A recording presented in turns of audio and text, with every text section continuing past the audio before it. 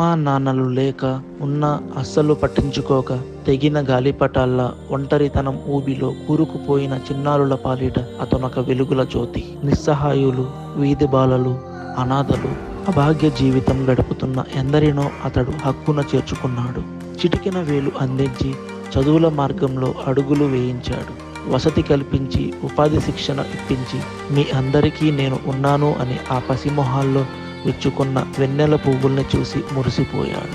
ఇంతకంటే సంతోషం, సంతృప్తి ఇంకేం కావాలి అనుకున్నాడు. హీల్ స్వచ్ఛంద సంస్థ స్థాపకుడు డాక్టర్ కోనేరు సత్యప్రసాద్. అంకుల్ ఇలా చేద్దాం అనుకుంటున్నాము. మా అలేఖ్య పెద్ద డాక్టర్ మెమరీలో చిన్న చిన్న ఆలోచనలు కాకుండా పెద్ద ఆలోచనలు ఉంటే పెద్ద ప్రాజెక్ట్స్ చెప్తాను. అంటే ఏదైనా పర్లేదు అంకుల్ చెప్పండి అన్నారు. చెప్పండి అంటే Alekhya Heal AI centre of excellence మొదలు పెడదాం, ఎంతైనా అవసరమైతే ఇస్తాను అనుకున్నాను. ఆయన 40 కోట్లు ఇప్పుడు ఈ బిల్డింగ్గా ఇస్తున్నారు. దానికి ముందు ఒక 25 ఎకరాల పొలం కూడా కొని దాన్ని స్థలంగా ఆ స్థలంలో కట్టడానికి వాణి, హేమ్న, వీళ్ళు ఫ్యామిలీ మెంబర్స్ ముగ్గురు ఇవ్వడంలో ఆనందం కల్పించిన వాళ్ళు నాకు 2 మనుషులే కనిపించారు. ఒకటేమో చౌదరి గారు అమెరికాలో ఎలమంచిలి, ఇక్కడ వాసు అనేది ఆయన పెట్టినేమో శ్రీనివాసరావు వేగే. సో ఇది డబ్బులు ఇవ్వటం ఎవరైనా ఇస్తారు, కానీ ఆనందంగా ఇవ్వటం అనేది అరుదు. ఇక్కడ మేమందరం అనుకునేది ఏంటంటే హీల్లో ముఖ్యంగా we are here experiencing lasting happiness through giving. And దేవుడు మనకి ఈ అవకాశం కల్పించాడు. వీళ్ళందరికీ తల్లిదండ్రులు లేని వాళ్ళకి బెస్ట్ ఫెసిలిటీస్ ఇవ్వాలని అందరూ అడుగుతుంటారు. ఇదేమిటండి మా పిల్లలకే లేని ఫెసిలిటీస్ ఇక్కడ క్రియేట్ చేశారు. కొంతమంది డోనర్స్ కూడా అమెరికా నుంచి అంటారు, ఏంటంటే మీరు ఫెసిలిటీ చూసి మా గురించి ఇలా మాకు ఫోన్లు చేసి ఇలా అంటున్నారు, మా పిల్లలకు లేని అన్ని అక్కడ పెట్టొచ్చాయి దిక్కులేని వాళ్ళకని. అంటే మనం మిగిలిపోయింది ఇద్దామనేటువంటి ఆలోచన విధానంలో ఉంటాం. అలా కాకుండా వాళ్ళు మన పిల్లలు, మనం వాళ్ళకి తల్లిదండ్రులు అనుకుంటే ప్రపంచంలో బెస్ట్ ఏది దొరుకుతుందో, ఎన్ని కష్టాలైనా పడి అబద్ధాలు చెప్పైనా సరే మన పిల్లలకి బెస్ట్ కావాలని అనుకుంటాం. అందుకని మీరు ఆలోచనతో పెట్టుకుంటే ఇంకా ఆయన తర్వాత ఎప్పుడు ప్రశ్నలు వేయలే. మన పిల్లలు, మన పిల్లవాళ్ళు అనుకున్నప్పుడు ఇంకా వేరే ఆలోచన రాదు. మనకి ఏది బెస్ట్ పాసిబుల్లో మనీ కెన్ బై, మన వాళ్ళకి తల్లిదండ్రులని మనం కలిగి తీసుకురాలేము. వాళ్ళిద్దరూ పని కట్టుకుని వాళ్ళు రాలేకపోయినా వాళ్ళ పెద్ద అక్కగారిని వాళ్ళ బావగారిని పంపించారు.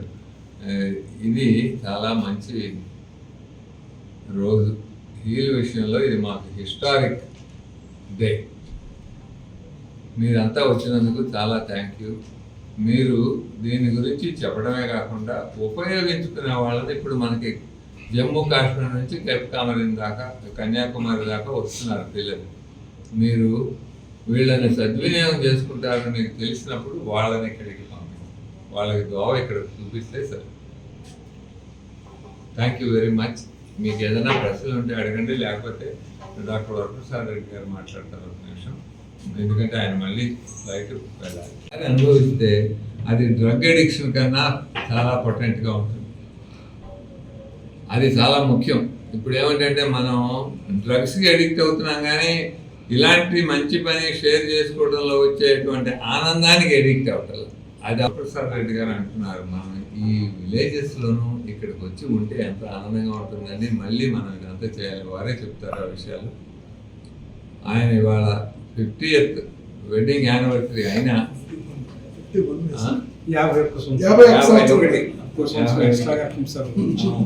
అయినా కానీ ఇక్కడికి వచ్చి ఇక్కడ మనకు జరుగుతున్నటువంటి మంచి ఆలోచనని దీన్ని గమనించి పర్వాలేదు 2 గంటలైనా వచ్చి వెళ్తానని చెప్పి వాసుతో ఉండేటువంటి కొంత అది ప్లస్ వాసుతో ఉండేటువంటి ఆప్యాయత, అనుబంధం, అంతే కదండి. అలాగే చౌదరి యలమంచిలి గారు, ఆయన వాళ్ళ రాలేకపోవటం వలన వాళ్ళ తమ్ముడు సుభాకర్ గారు, మరదలు సుజాత గారిని పంపించారు. ఇదే రోజు వాసు గారితోనూ వాణితోనూ శుభకార్యాన్ని చేయడానికి వాళ్ళ శంకుస్థాపన చేయటం. ఇప్పుడు మనం ఉన్న బిల్డింగ్ కూడా పెద్ద వ్యవస్థలు ఎవరైనా ఒక పెద్ద సిటీలో పెట్టుకుంటారు. అలా కాకుండా గ్రామీణ భారతానికి వచ్చి ఈ ప్రాంతంలో ఇలాంటి విద్యాలయం ఇలాంటి అపూర్వమైనటువంటి వ్యవస్థని ఏర్పాటు చేసినప్పుడు సత్యప్రసాద్ గారికి ఎంత విజన్ ఉందో నాకు అర్థమైంది. ఇలాంటి రోజులు, ఇలాంటి మనుషులు మళ్ళీ ఉంటారా, జరుగుతాయా అనిపిస్తుంది. ఇలాంటి వాళ్ళు 10 మంది ఉంటే ఈ భారతదేశానికి పూర్వ వైభవం సంస్కృతి సంప్రదాయాలు అన్నీ వస్తాయి. ఒకప్పుడు నలంద, తక్షశిల అక్కడ యూనివర్సిటీలు ఇక్కడ ఉండేవి.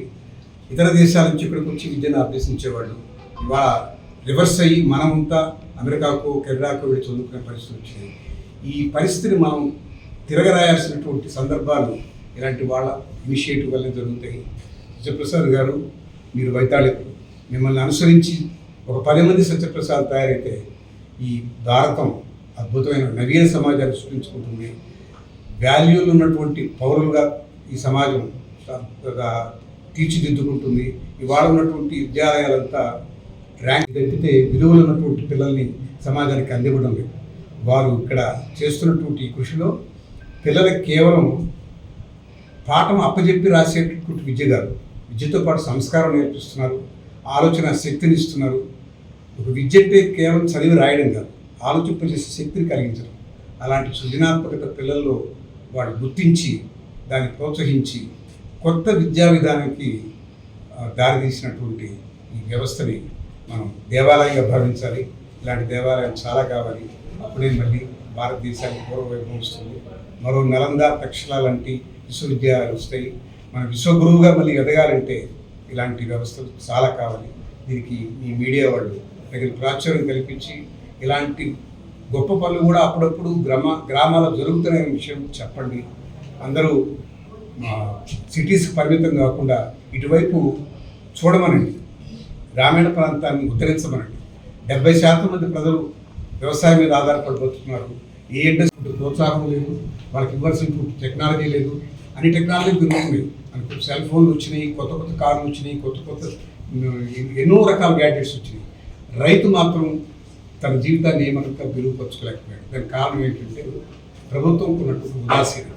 అన్ని ప్రభుత్వం మీద ఆధారపడకుండా ఇలాంటి మహానుభావుల వల్ల ఈ ప్రాంతం అంతా డెవలప్ అయితే ఇక్కడ విద్యార్థులు, ఇక్కడ చదువుకున్న పిల్లలు ఈ ప్రాంతానికి ఏమైనా చేయగలిగితే 70% ఉన్నటువంటి గ్రామీణ ప్రాంతం అర్బనైజేషన్ కన్నా మించిపోయి వాళ్ళకన్నా ఎక్కువ అభివృద్ధి సాధించి గొప్ప నవీన సమాజం ఏర్పడుతుంది. నాకు ప్రగాఢ విశ్వాసం. నమస్కారం. దానికోసం ఇప్పుడు ఎదురు చూడకపోయినా ఇక్కడ రావడం వల్ల ఒక మంచి కార్యక్రమం పాల్గొన్నాను. తృప్తి.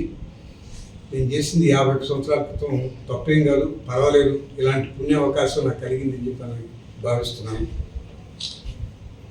గ్రామీణ ప్రాంతంలో ఇలాంటి మహత్కార్యం జరగడం దార్శనికులకే వీలవుతుంది. సత్యప్రసాద్ గారు దీన్ని ఊహ చేయడమే చాలా విశేషం. దానికి భగవత్ ప్రేరణ ఉంటేనే ఇలాంటి కార్యక్రమాలు రూపొందిస్తారు. భగవంతుడు కూడా కొంతమంది దాన్ని ఎన్నుకుంటాడు, కారణం వాళ్ళ ద్వారానే ఈ పనులు చేస్తారు. అలాంటి మంచి కార్యక్రమానికి వారు ముందు నడిచినప్పుడు వెనంటి ఉండేటటువంటి చౌదరి గారి ఫ్యామిలీ, శ్రీనివాస్ గారి ఫ్యామిలీ, మా మిత్రుడు శ్రీవారెడ్డి గారి ద్వారా నాకు ఈ పరిచయం. చాలా మంచి పని జరిగింది నా జీవితంలో. ఇట్లాంటి మంచి వాళ్ళ మధ్య నేను కూర్చునే అవకాశం నాకు కలిగింది. నేను